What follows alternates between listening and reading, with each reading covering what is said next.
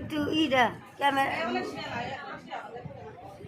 Camera সরাও সরাও। যে পুলিশ নিয়ে আসছে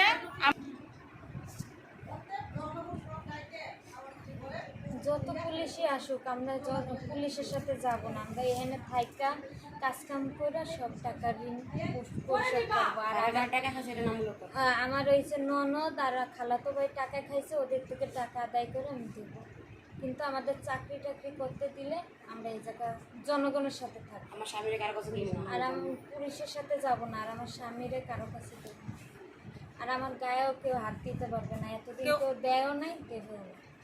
ইচ্ছে করে ইচ্ছা করে নূরজান ননদ আর হচ্ছে গিয়া খালাতো ভাইয়ের নাম লিটন। এটা থাকে কই?